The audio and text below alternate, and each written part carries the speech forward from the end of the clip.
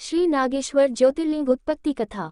दारुका नाम की एक प्रसिद्ध राक्षसी थी, जो पार्वती जी से वरदान प्राप्त कर अहंकार में चूर रहती थी।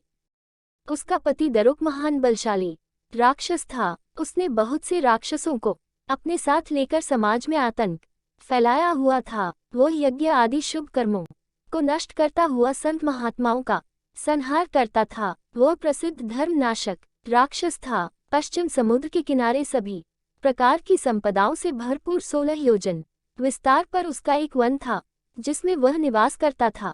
दारुका जहाँ भी जाती थी, वृक्षों तथा विविध उपकरणों से सुसज्जित वह वन भूमि अपने विलास के लिए साथ साथ ले जाती थी। महादेवी पार्वती ने उस वन की देखभाल का दायित्व दारुका को ही सौंपा था, जो उनके वरदान के प्रभाव से उसके ही पास रहता था। उससे पीड़ित आम जनता ने महर्षि औरव के पास जाकर अपना कष्ट सुनाया। शरणागतों की रक्षा का धर्म पालन करते हुए महर्षि औरव ने राक्षसों को शाप दे दिया। उन्होंने कहा कि जो राक्षस इस पृथ्वी पर प्राणियों की हिंसा और यज्ञों का विनाश करेगा, उसी समय वह अपने प्राणों से हाथ धो बैठेगा।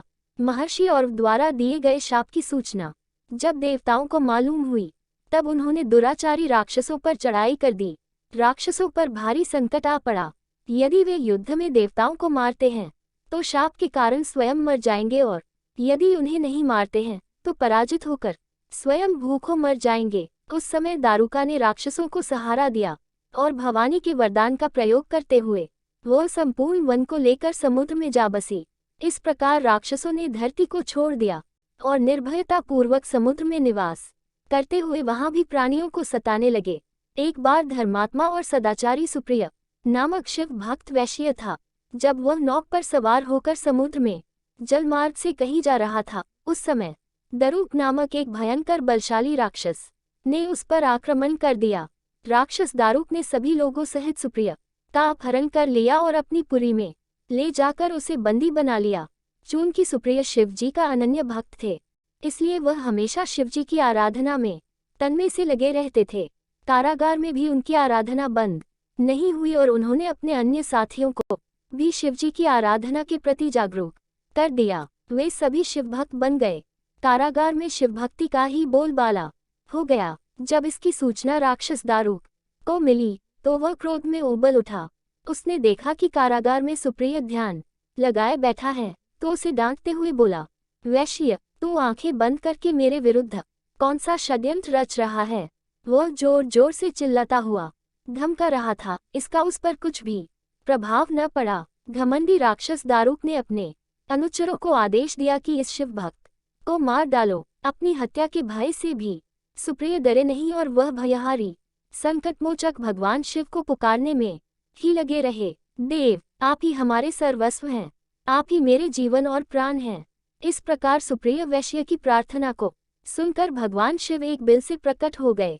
उनके साथ ही 4 दरवाजों का एक सुंदर मंदिर प्रकट हुआ। उस मंदिर के मध्य भाग में गर्भगृह में एक दिव्य ज्योतिर्लिंग प्रकाशित हो रहा था तथा शिव परिवार के सभी सदस्य भी उसके साथ विद्यमान थे। वैश्य सुप्रिय ने शिव परिवार सहित उस ज्योतिर्लिंग का दर्शन और पूजन किया। सुप्रिय के पूजन से प्रसन्न भगवान शिव ने स्वयं पाशुपतास्त्र लेकर प्रमुख राक्षसों को, वो उनके अनुचरों को तथा उनके सारे संसाधनों अस्त्र शस्त्र को नष्ट कर दिया। लीला करने के लिए स्वयं शरीर धारण करने वाले भगवान शिव ने अपने भक्त सुप्रिय आदि की रक्षा करने के बाद उस वन को भी ये वर दिया कि आज से इस वन में ब्राह्मण, क्षत्रिय, वैश्य तथा शूद्र, इन 4 वर्णों के धर्मों का पालन किया जाएगा।